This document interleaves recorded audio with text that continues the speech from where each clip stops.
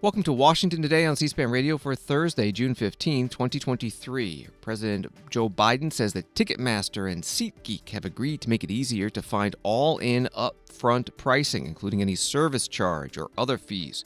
The President says it's a win for consumers. President meeting today with the executives of those and other private sector companies as part of his drive against the hidden fees, what the President calls junk fees. Miami's Republican Mayor Francis Suarez announces he's running for president, saying, "I think I have a different message than what the other candidates have. I'm generational. People want someone who can unify them." The U.S. House passing a bill to overturn a Supreme Court precedent that says that courts should defer to executive branch agencies' interpretation of laws when they write regulations, known as the Chevron deference.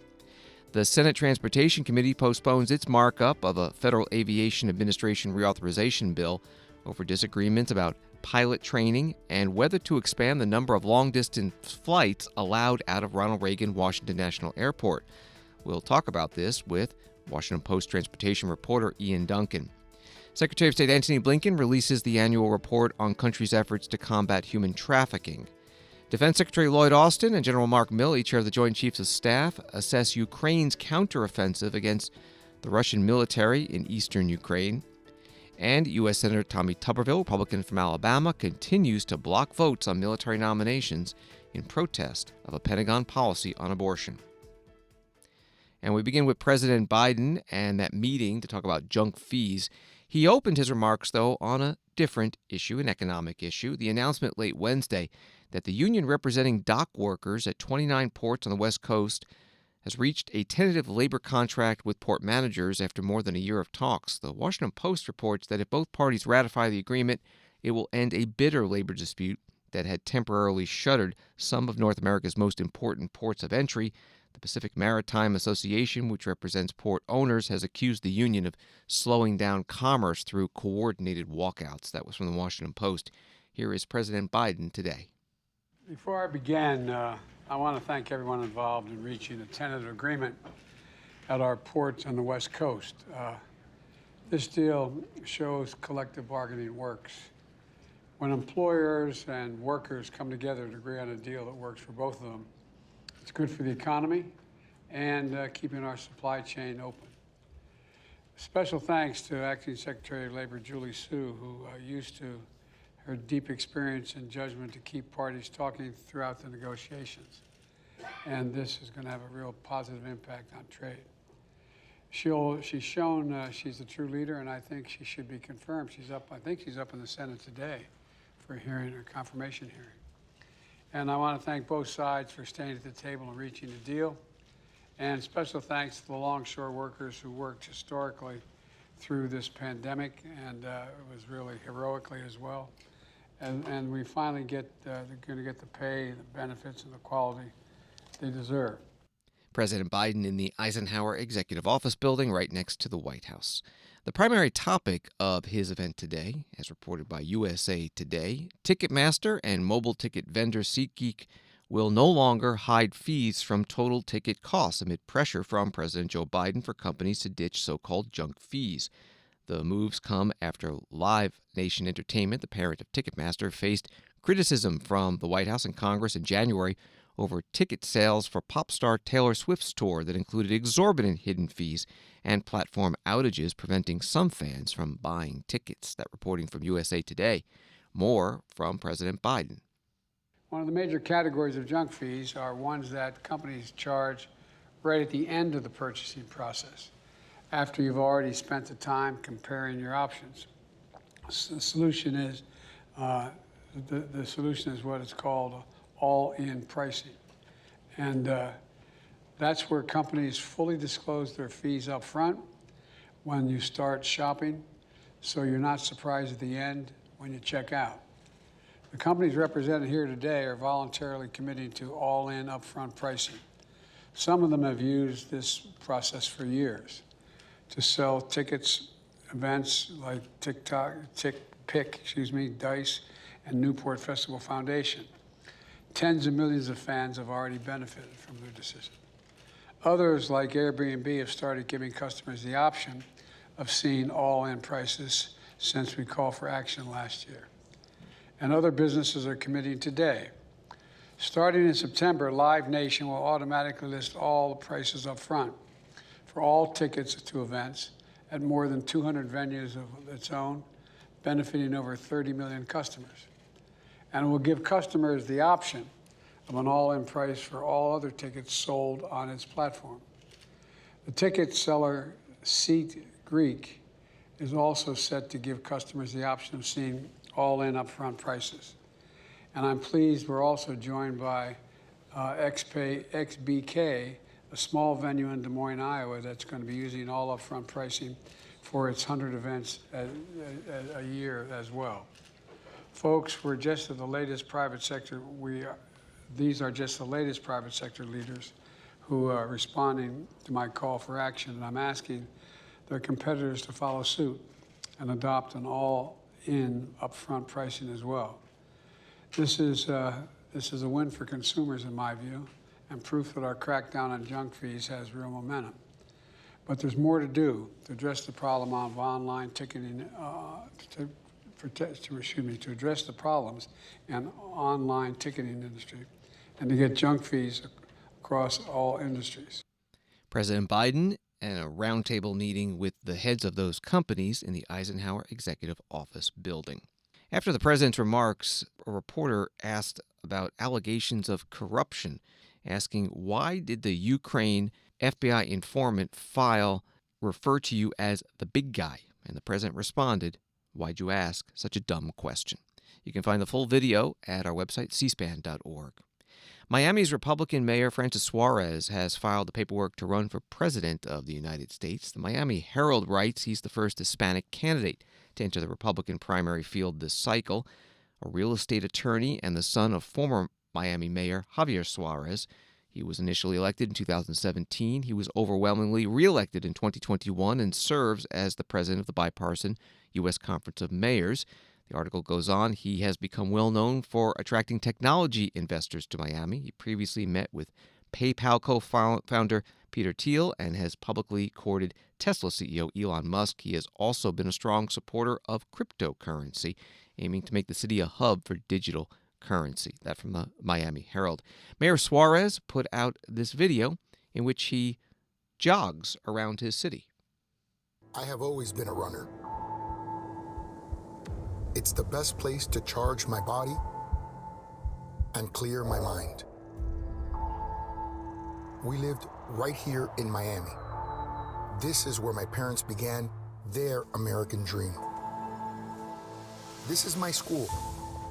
When I became mayor, I wanted to make sure every child had a shot at a great and relevant education. I started a program that helped every child open up their own bank account. For many, that's where their American dream starts. When I was elected, the city was broke and broken, but we came together, and I won my mayoral election with over 80% of the vote. I lowered taxes to an historic low, and our economy took off, and our tax collections skyrocketed. Today, our city is a major technology hub, and we have the lowest unemployment in America because we chose to embrace innovation. Construction is everywhere. Our city is the future. Like every big city, we have problems with homelessness. We built tools to help fight addiction and mental illness. Now, instead of 6,000 homeless, we have 608, and I'm not finished yet. In Miami, we stopped waiting for Washington to lead. America's so-called leaders confuse being loud with actually leading. All Washington wants to do is fight with each other, instead of fighting for the people that put them in office. My dad taught me that you get to choose your battles, and I am choosing the biggest one of my life. I'm going to run for president. I'm going to run for your children and mine. Let's give them the future they deserve. It's time to take things into our own hands. It's time to get things started.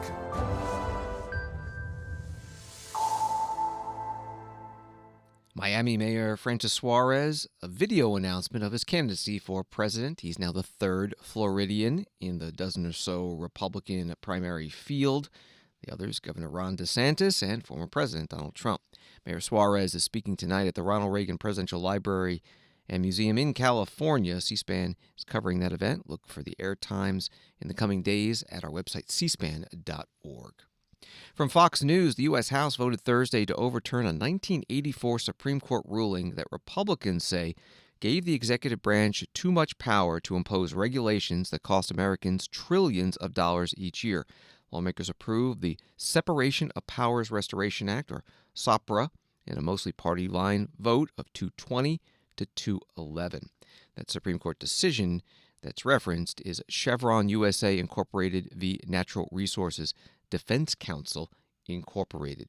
Here's some of the debate on the House floor before the vote. Congressman Scott Fitzgerald, Republican from Wisconsin. The Constitution separates the powers of the federal government into a system of checks and balances. Article 1, Section 1 grants Congress all legislative power, while executive power is granted to the president and judicial power is vested in the courts, as we all know. However, since 1984, when the Supreme Court ruled that courts must defer to an agency's interpretation of an ambiguous statute, rather than what Congress intended, the executive branch has begun usurping the legislative branch to issue regulations with the force of law. This consolidation of power departs from the constitutional principles and harms our own liberties. It is certainly not what our founders intended. Yet this 1984 ruling, known as Chevron, has paved the way for unelected bureaucrats to issue sweeping rules with no consequences. Just in 2021, for example, executive branch agencies issued more than 3,200 rules that imposed vaccine mandates on workers. They were also involved in overturning the Keystone Pipeline and required a $15 minimum wage for federal contractors and allowed the IRS to spy on Americans and their bank accounts. Meanwhile, that same year, only 143 bills passed by Congress were signed into law. This means executive branch agencies impose more than 20 times as many mandates as actual legislators. And these regulations are not without cost. According to the American Action Forum, federal agencies collectively finalized $200 billion in regulatory costs in 2021, equivalent to more than $600 per U.S. household. In 2022, we saw an additional $117 billion in regulatory costs added to the bottom line. Taken with rules from previous administrations and according to the Competitive Enterprise Institute, the total annual cost of regulation is almost $2 trillion, or about 8% of the U.S. GDP. If we're a country, for comparison, U.S. regulation would be the world's 8th largest economy, only behind France. If members of this chamber impose that kind of cost on taxpayers, well, we know what would happen. We'd all be voted out of office. Yet the Biden administration continues to issue binding rules and courts continue to apply the Chevron doctrine when determining its statutory authority. It's no surprise to see that the president will probably oppose this legislation and promise to veto it. Just 5 months into 2023, and we've already seen his administration circumvent Congress to make changes to non-competes, require climate disclosures by the Department of Defense contractors, and ban the use of pistol braces nationwide. Congressman Scott Fitzgerald, Republican from Wisconsin, on the House floor. Congressman Gerald Nadler, Democrat from New York, opposed this bill. While Congress sets broad policies, we delegate authority to executive agencies because we do not have the expertise to craft technical regulations ourselves, and we rely on these agencies to carry out the policies we enact.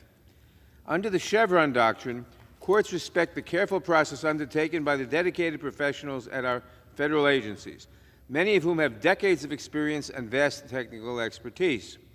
Courts give deference to an agency's interpretation of a statutory authority if the interpretation is determined to be reasonable. The Chevron doctrine has been the ruling precedent for judicial review of agency decisions for decades. But this legislation would do away with this long-standing precedent, a move that would throw uncertainty into the entire rulemaking process. It would also empower judges to completely override the determination of agency experts, substituting their own judgment regardless of their comparative lack of technical knowledge and understanding of the underlying subject matter, for the carefully crafted and scientifically based decisions made by agencies. It is the height of hypocrisy for the party that rails against what it calls judicial activism to support legislation that is the very embodiment of judicial activism. This legislation would also make the federal rulemaking process even more time-consuming and costly than it already is, forcing agencies to adopt even more detailed factual records and explanations in order to withstand judicial scrutiny, which would further delay the finalization of critical life-saving regulations.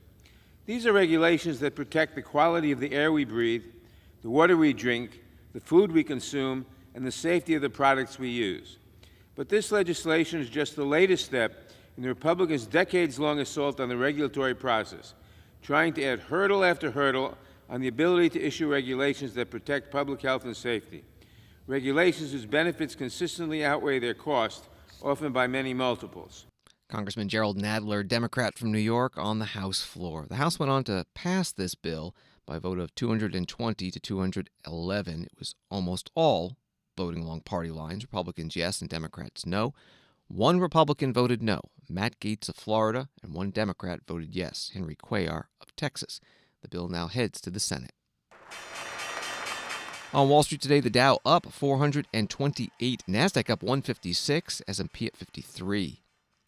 A Federal Aviation Administration reauthorization bill markup session was postponed today by the Senate Commerce, Science, and Transportation Committee as committee members worked out a compromise on some sticking points, including pilot training and whether to expand the number of long-distance flights allowed out of Ronald Reagan Washington National Airport. While that was happening, Senator Tammy Duckworth, Democrat from Illinois, who was severely wounded in Iraq when her Black Hawk helicopter was hit by a rocket-propelled grenade by insurgents, spoke on the Senate floor about pilot training. NTSB is treating the recent uptick in near misses as a national crisis and investigating these incidents to determine whether systemic problems are a root cause. Some observers believe the surge in hiring that was necessary to address the perfect storm of pre-pandemic buyouts and a post-COVID travel boom has simply resulted in a less experienced workforce more prone to mistakes. We must treat these unnerving near misses as red flags and be proactive in strengthening safety requirements to make sure that these close calls do not become precursor events to a catastrophic incident. The last thing we should be doing is weakening Part 121 certification standards. We've had 7 close calls most recently, and the answer is not, let's reduce pilot training. It's the pilot who prevented those close calls from becoming accidents in the first place. As a pilot, I learned the value of real-world experience. Trust me, hours in that cockpit in the sky matter. Simulators are a valuable training tool. I applaud them. I make use of them. But they're no substitute for the real thing. Senator Tammy Duckworth, Democrat from Illinois, Aviation Subcommittee Chair on the Senate floor. This as the Senate Commerce, Science, and Transportation Committee has postponed a markup of the FAA reauthorization bill. Joining us now with more on that, Washington Post transportation reporter Ian Duncan. Thanks for being with us. So the pilot training issue, one of the holdups. What do we know? So this is a huge bill, and a lot of it's probably not particularly controversial, but some of these questions around the qualifications for airline pilots have been a bit sticky.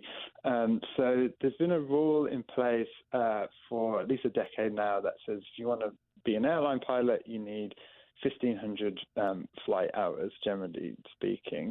And what has happened as airlines have been trying to kind of recover from COVID is some of them have complained, well, we can't get enough pilots and that standard is too high.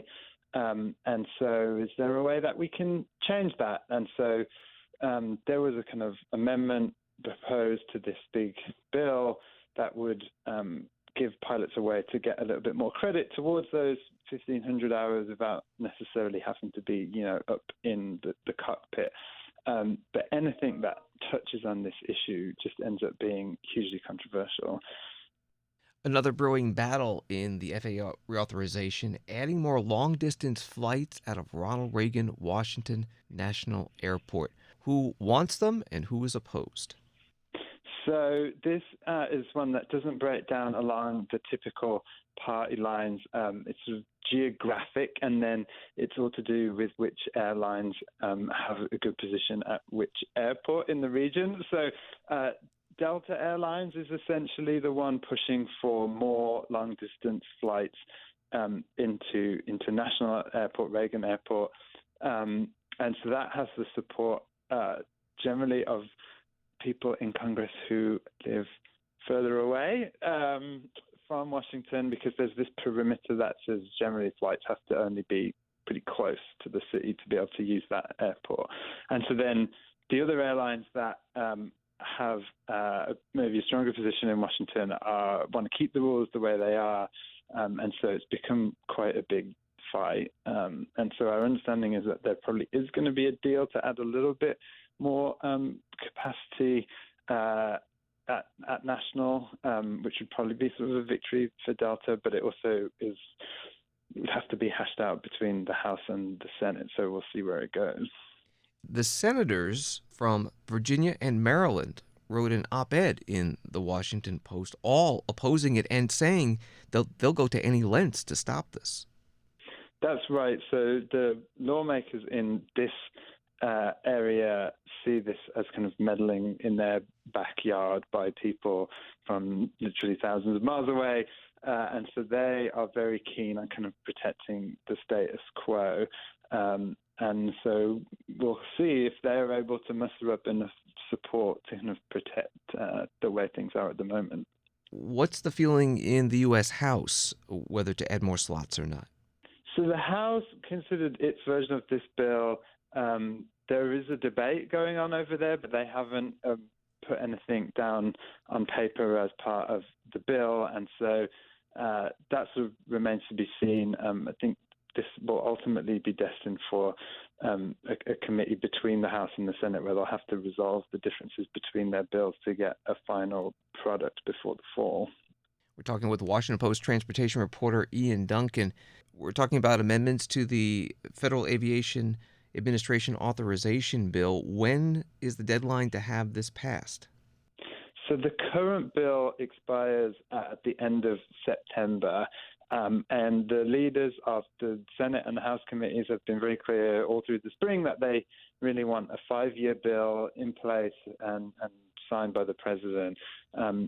What's happened in the past is that they haven't been able to meet that deadline, and so they've done shorter-term extensions.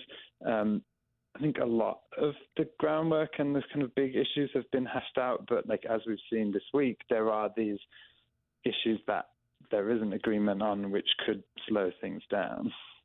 The airlines have been dealing with a lot of delays as of late. Are there any reforms being proposed to help the system modernize? There are a few things to do with investment in the FAA and their own internal technology. There's something in the House bill that would have airlines produce resiliency plans that would sort of spell out, usually these big waves of delays get started with bad weather, but then the airlines haven't been able to kind of bounce back. And so it would ask them to be a little bit clearer about how they plan to do that. There's some provisions around protections for passengers if you get caught in like a really bad delay or a cancellation. So there are efforts to kind of attack that, but nothing sort of hugely radical, I wouldn't say. Ian Duncan is Washington Post transportation reporter. Find his stories at WashingtonPost.com and on Twitter @IDuncan. Thank you so much. Thanks a lot.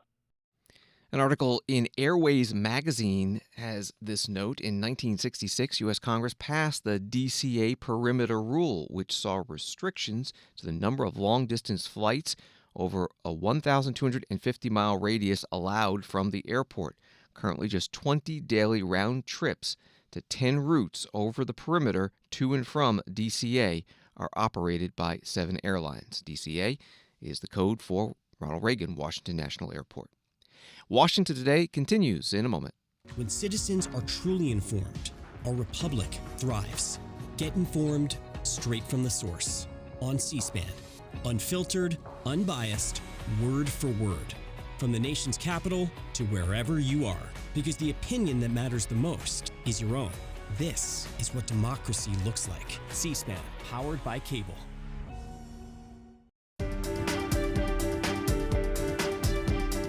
Welcome back to Washington Today, available as a podcast wherever you find your podcasts and on the C-SPAN Now mobile app. A few more headlines from Associated Press. The Supreme Court on Thursday preserved the system that gives preferences to Native American families in foster care and adoption proceedings of Native children, rejecting a broad attack from some Republican-led states and white families who argued it is based on race. And suspected state-backed Chinese hackers used a security hole in a popular email security appliance to break into the networks of hundreds of public and private sector organizations globally. Nearly a third of them government agencies, including foreign ministries, the cybersecurity firm Mandiant said Thursday. Word of the breach comes as U.S. Secretary of State Antony Blinken departs for China this weekend as part of the Biden administration's push to repair deteriorating ties between Washington and Beijing. That from Associated Press.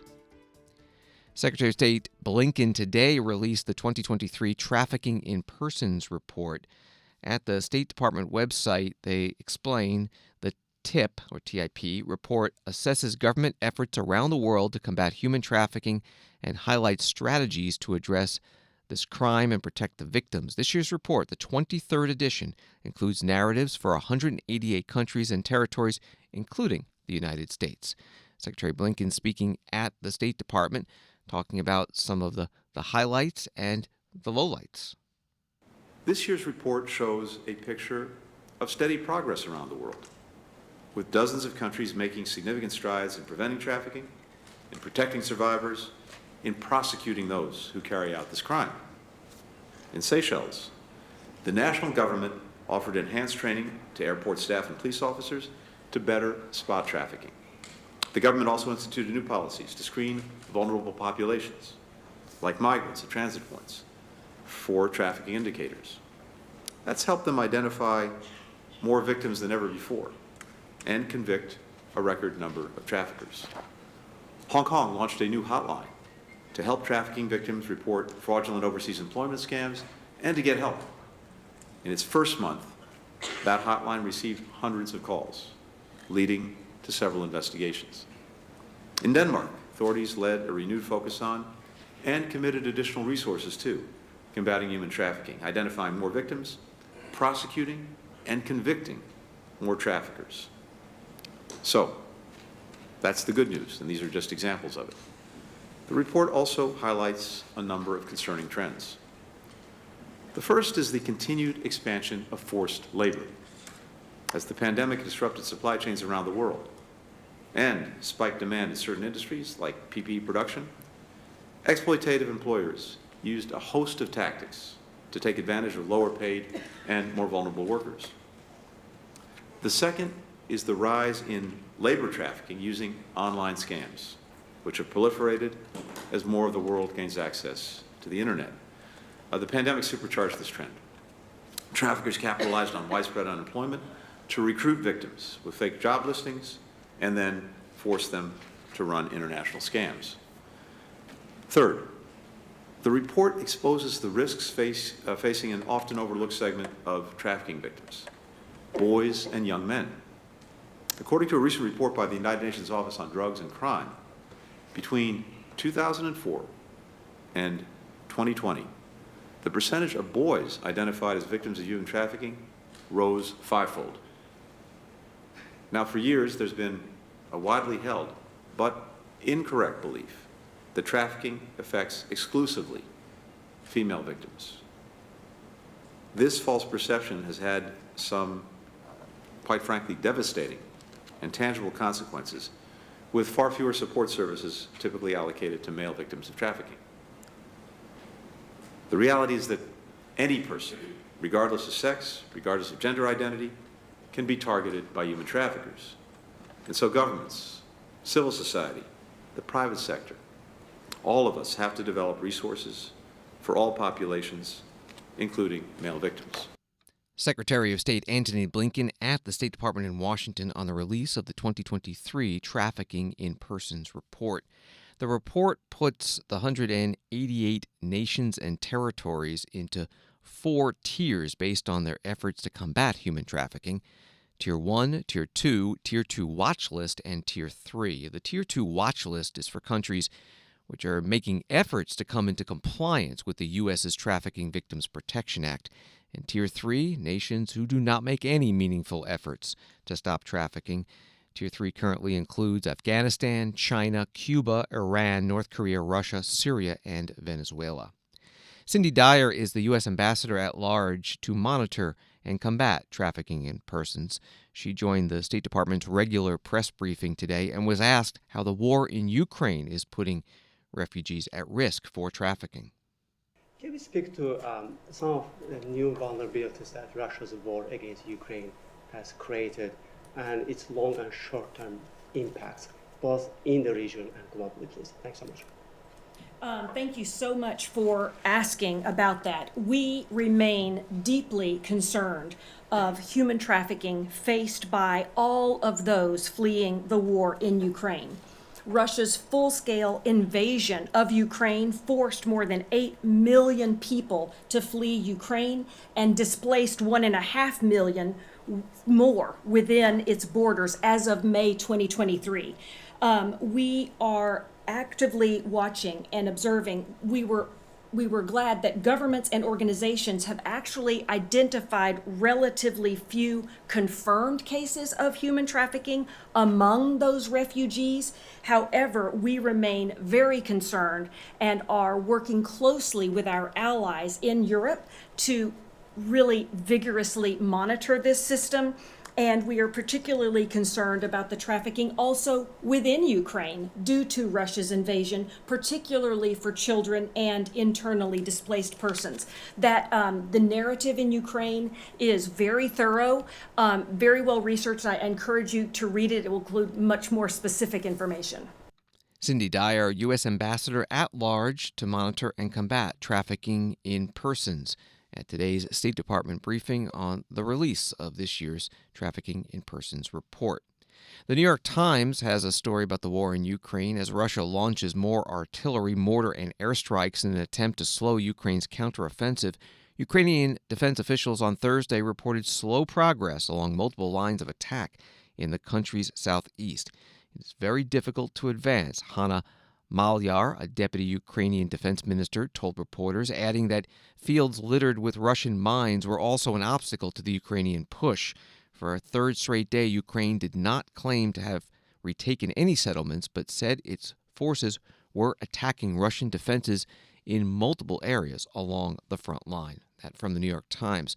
The U.S. Defense Secretary Lloyd Austin and the chair of the Joint Chiefs of Staff, General Mark Milley, today attended the 13th meeting of the Ukraine Defense Contact Group at NATO headquarters in Brussels, Belgium. And after they held a news conference and were asked about Ukraine's counteroffensive against the Russian military occupying eastern Ukraine.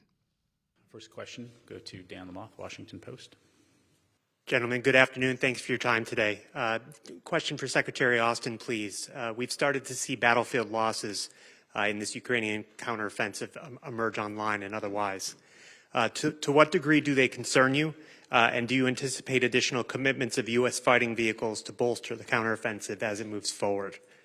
And then for General Milley, in light of this counteroffensive, there's the expectation that this could be a grinding, bloody slog that takes many months.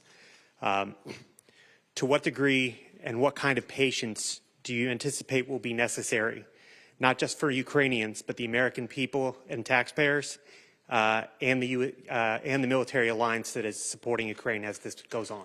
Thank you. Thanks, Dan. Regarding battlefield losses of vehicles and equipment, this is a war. So we know that there will be battle damage on both sides. What's important is that, the Ukrainians have the ability to recover equipment that's been damaged, repair where possible, get that equipment back into the fight. And also that we have the means to continue to push capability forward. So there will continue to be battle damage. I think the Russians have shown us that same 5 vehicles about 1,000 times from 10 different angles. But quite frankly, the Ukrainians still have a lot of combat capability, combat power. So as you've indicated, this will continue to be a tough fight as we anticipate it. And I believe that the element that does the best in terms of sustainment will probably have the advantage at the end of the day. So our focus is on making sure that we continue to push forward what Ukraine needs in order to be successful. So Dan, it would be very premature to put any estimates of how long time on an operation of this magnitude. There are several 100,000 Russian troops dug in prepared positions all along the front line, and Ukraine has begun their attack, and they are making steady progress. This is a very difficult fight. It is a very violent fight, and it will likely take a considerable amount of time and at high cost. But at the end of the day, as Napoleon once said, the moral is to the physical as 3 is to 1. And the Ukrainian morale, their leadership, their skill, their tenacity, their resilience is very high. The Russians, on the other hand, their leadership is not necessarily coherent. Their troops' morale is not high. They've been sitting in defensive positions. Many of them don't even know why they're there. So we'll see. It's too early to tell, but we'll see how this plays out. General Mark Milley chairs the Joint Chiefs of Staff, along with Defense Secretary Lloyd Austin, at a news conference in Brussels, Belgium, after a meeting of the Ukraine Defense Contact Group, which is an alliance of the 31 NATO members and over 20 other countries who have been sending Ukraine military equipment. This is Washington Today. Back in Washington, Senator Tommy Tuberville, Republican from Alabama, again blocked a military nomination on the Senate floor. He's been putting a hold on over 200 military nominations since February to protest the Pentagon's policy that helps military personnel pay to travel out of state for an abortion if they live in a state where abortion is not legal. Today, Senator Ben Cardin, Democrat from Maryland, asked unanimous consent to move ahead with the confirmation of the superintendent of the U.S. Naval Academy, which is in Maryland. Vice Admiral Yvette Davids is the nominee, and Senator Tuberville objected. Here's some of the exchange on the Senate floor. So let me just say this one more time, because I keep getting asked the same question over and over again. I will keep my hold until the Pentagon follows the law and Congress changes the law. That's the way we do it here in the Senate.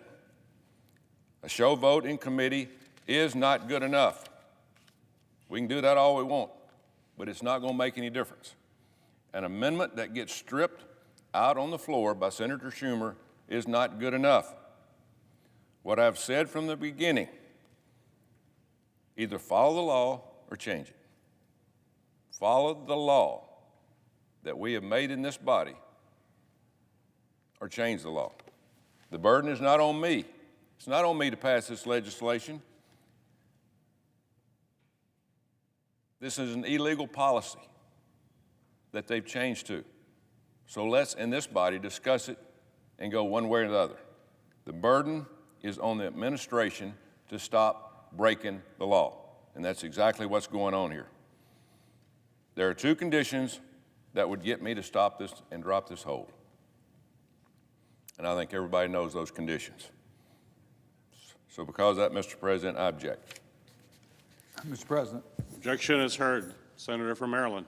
Mr. President, I'm deeply disappointed by an objection being heard here, but I really feel compelled to explain one factor of my colleague's comments. We don't want the military involved in politics. We do everything we can to keep them insulated from the internal politics of the Congress, of the Senate and the House. And that's exactly what my colleague is doing by this hold.